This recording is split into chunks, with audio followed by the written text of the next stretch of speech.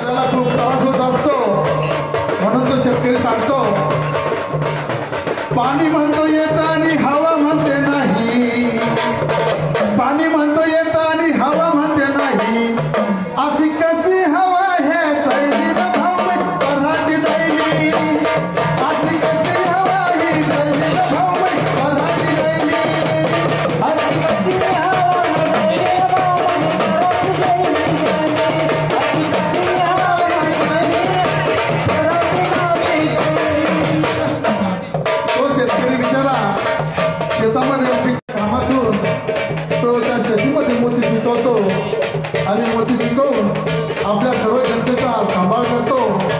त्या शेतकरी राजाला आज जर दुःख होत असेल तर असा लढा खरोखर आणि भेटल्या गेला पाहिजे आणि एकजुटानं आणि त्या जनतेचं त्या शेतकऱ्याचं दुःख काय असेल ते थोडं सांगितलं पाहिजे।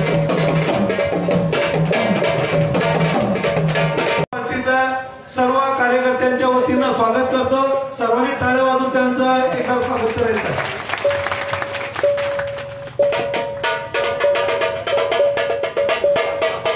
आपला हा शेतकरी राजा आणि सर्व जनतेसाठी राबून शेतामध्ये आणि आपला माल कमवतो आणि तो भेदभाव विकला जातो।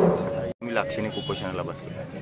आज आम्ही मुक्ताईनगर विधानसभा क्षेत्रातील सगळे पदाधिकारी आणि शेतकरी बंधू हे एक दिवसीय लाक्षणिक उपोषण करत आहोत। गेल्या अनेक दिवसांपासून आम्ही शेतकरी बंधूंचे सगळे समस्या ह्या सरकारकडे मांडून झाल्या आहेत। विधानसभेमध्ये देखील या बाबतीमध्ये आमच्या नेत्यांनी प्रश्न उपस्थित केलेले आहेत, तरी देखील अजूनपर्यंत शेतकरी बांधवांच्या समस्या ह्या सरकारने सोडवलेल्या नाहीत।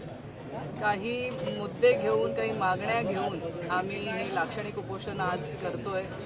खरं शेतकरींच्या जे शेतीमालाला अजूनपर्यंत भाव मिळालेला नाही, त्यांच्या समस्या किंवा ज्या पीक विम्याच्या ज्या अडचणी आहेत, पीक विम्यासंदर्भात अनेकदा आम्ही तक्रारी केलेल्या आहेत। काही लोकांना पीक विम्याचा लाभ मिळाला आहे, काही लोकांना पीक विम्याचा लाभ मिळालेला नाही आहे।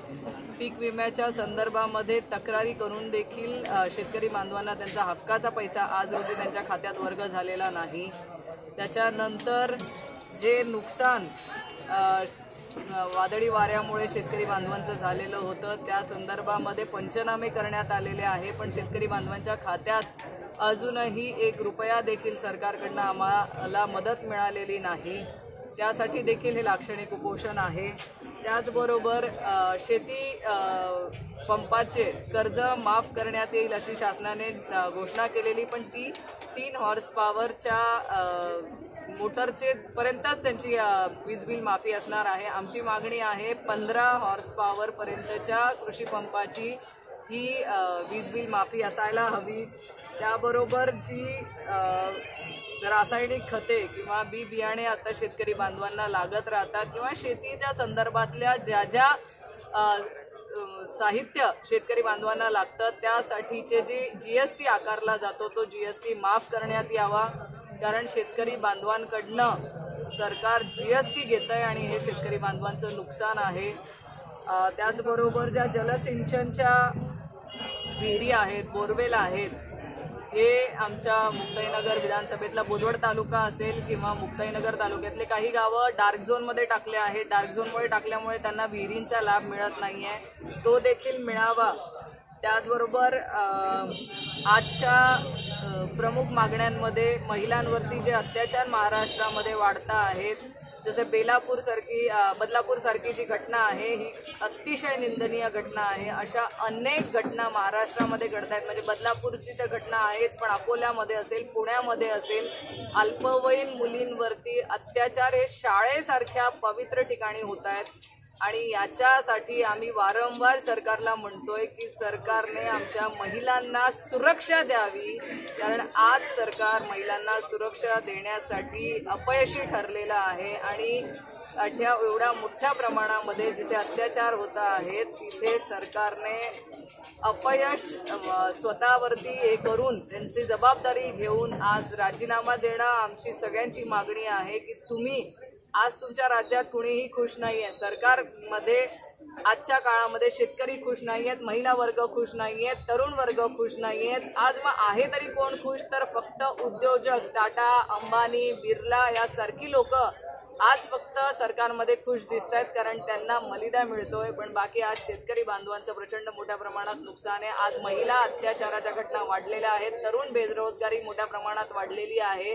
आज व्यसनहीनता ही ग्रामीण भागामध्ये मोठ्या प्रमाणात वाढलेली आहे. आज माझ्या माता भगिनी सरकारकडे आशा लावून बसलेली आहे. गावामध्ये जी व्यसनहीनता वाढलेली आहे, प्रत्येक ठिकाणी पन्नीची दारू विकली जाते आहे. त्याही संदर्भामध्ये आम्ही आजच्या दिवशी सरकारला हे लक्षात आणून देतोय की तुमच्या पापाचा घडा हा भरत आलेला आहे. लवकरात लवकर हा घडा फुटावा आणि हे तुमचं निर्लज्ज सरकार महाराष्ट्रातून जावं, यासाठी हे लाक्षणिक उपोषण आम्ही आज करतो. बदलापूरच्या कालच्या घटनेमध्ये अनेक वाचाळवीरांनी नको ते स्टेटमेंट करण्याचं काम केलेलं आहे. एक भारतीय जनता पार्टीच्या आमदारांनी देखील वक्तव्य केले, त्याचबरोबर हे माजी महापौर यांनी देखील वक्तव्य केलेलं. याच्यावरून काय आपण म्हणतो ना, जसे मालक तशी त्यांची प्रजा किंवा जसा राजा तशी प्रजा, शेवटी त्यांच्या नेत्यांचे संस्कार हे त्यांच्यामध्ये येणारच. आज महाराष्ट्रामध्ये महिलांच्या बाबतीमध्ये जो अपप्रचार आणि जे त्यांनी वाक्य वापरलेलं आहे ते नक्कीच निषेधार्ह आहे आणि या असल्या लोकांवरती कारवाई करणं सरकारचं काम आहे. माझी ही मागणी आहे की तुम्ही एका लहान चिमुकल्यांवरती जेव्हा अत्याचार केला जातोय, त्यांचे पालक जेव्हा पोलीस स्टेशनपर्यंत जातात आणि पोलीस स्टेशनमध्ये 12 तास फक्त गुन्हा नोंद करायसाठी जर अशा अत्याचाराच्या घटनेमध्ये अशा सेन्सिटिव्ह विषयामध्ये पोलीस यंत्रणा लावत असेल, असा वेळ जर 12 तासासारखा उशीर करत असेल, तर या पोलीस यंत्रणेवरती कुणाचंही नियंत्रण राहिलेलं नाही. त्यासाठी आपल्या महाराष्ट्र राज्याच्या गृहमंत्र्यांनी ही जबाबदारी घ्यावी आणि त्या चिमुकल्यांच्यावरती झालेल्या अत्याचाराची सर्वस्वी जबाबदारी त्यांची आहे, कारण त्यांच्या पोलीस यंत्रणेने देखील त्यांना साथ दिली नाही. त्याच्यामुळे राजीनामा द्यावा ही आमची सगळ्यांची मागणी आहे. शेवटी आज ज्यांच्या मुली आहेत, उद्या तुमच्या माझ्यासारख्यांच्या अनेकांच्या मुली आहेत आणि आपल्याला प्रत्येकाला चिंता वाटते की आमच्या मुलींचं भविष्य काय, आमच्या मुलींना सेफ्टी आहे की नाही, आमच्या मुलींना जर आम्ही बाहेर पाठवणार असो तर आज प्रत्येकाला भीतीच्या वातावरणामध्ये जगावं लागणार आहे.